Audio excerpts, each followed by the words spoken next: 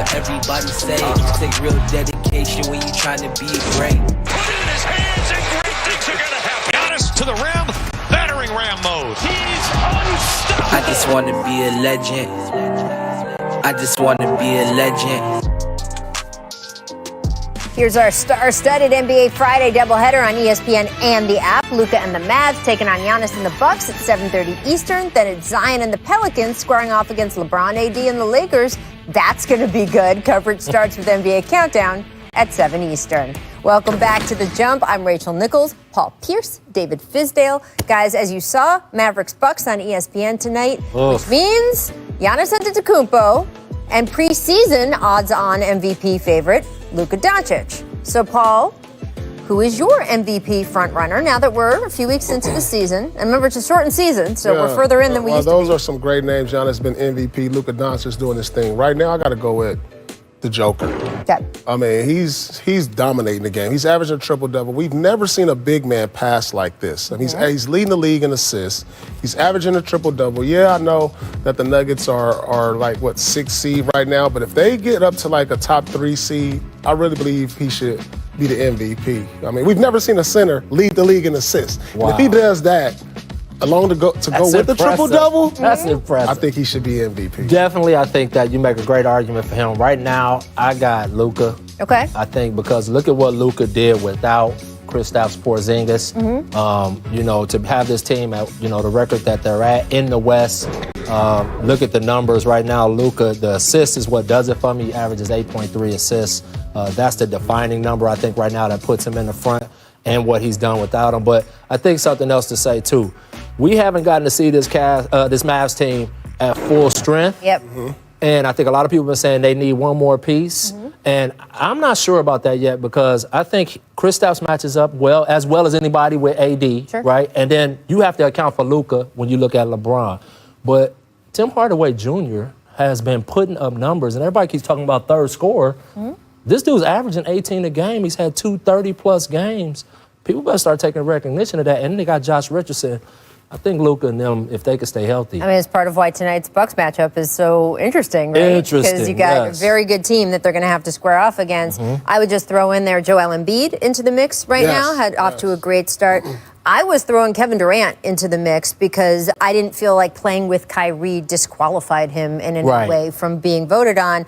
I do wonder if voters would reward Kevin Durant, even if he ends up having a great season, because now Harden is there also. We saw with the Golden State group, voters just didn't want to reward one of those guys because they felt they were getting enough help from the other guys. I'm not saying that that's the right way to go. Maybe Kevin will distinguish himself as the real MVP, besides Wanda, by the end of this season. But I would throw Embiid in there and let's see what happens between And you made the good point about our Heat team. LeBron won MVP with D-Wade that's right. and Chris Bosh on the roster. So it's very possible. It can happen. Yeah. Let's talk about the late game. The Pelicans facing the Lakers. Zion Williamson, he struggled with injuries, of course, minutes restrictions last season, but the Pelicans have lifted those minutes restrictions. Where do you think Zion is right now in terms of his development? Is he on schedule? Are you asking Paul? I'm asking Mr. Pierce. Yeah. What you got? I mean, you're in your second year. You averaging 21 a night. Your team is going to be in contention for playoffs, and there's no denying his impact and excitement, the excitement he brings to the city of New Orleans. He's right on the right path going toward where he needs to be, and I think he will be an all-star this year. Yeah, and if I'm going to be the coach and nitpick him a little bit, Zion Williamson, come on, man. You got to average double-digit rebounds. Okay. He has to. He's a beast on the glass. He's only 6'3", though. He's only 6'3". Oh, man. Shoulders are 6'3". Other short people, although me being short is a foot shorter than Zion. I mean, you got to think Stan's on him, though, about Absolutely. Right? You already know. Stan is coaching the heck out of this guy. He's going to make him a complete basketball player.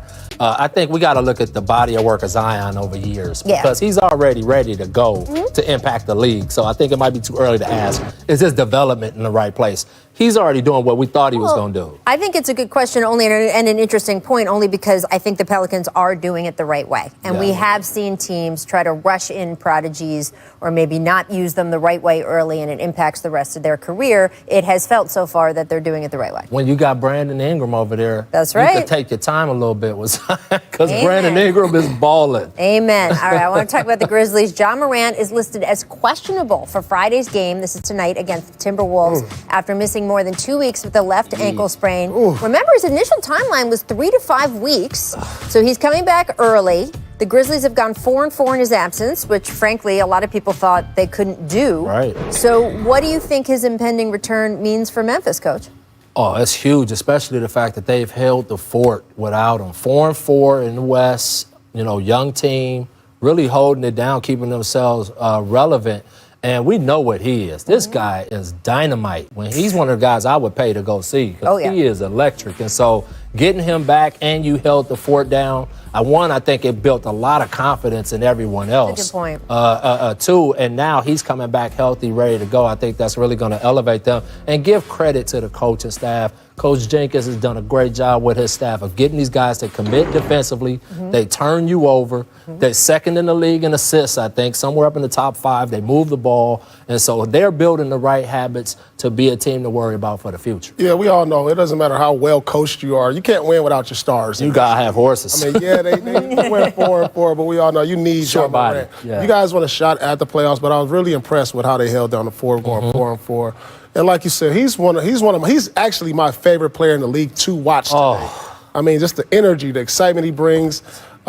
He's a superstar in the making. If he can stay healthy, hopefully he can guide this team to an eighth seed that they had in their hands before the bubble. Yep. And like so many of the young stars in our league, just such a good, thoughtful kid off the court, too. So really Awesome lucky kid. for Memphis to have him. Coming up, you heard the bell. You heard the bell? I hear the bell. There you go. I'm prescient. Look at that. Means we're playing another edition of the Stat Market. Okay. Nikola Jokic currently averaging a triple-double, as Paul noted. We're going to ask if you buy or sell. He can do that for the rest of the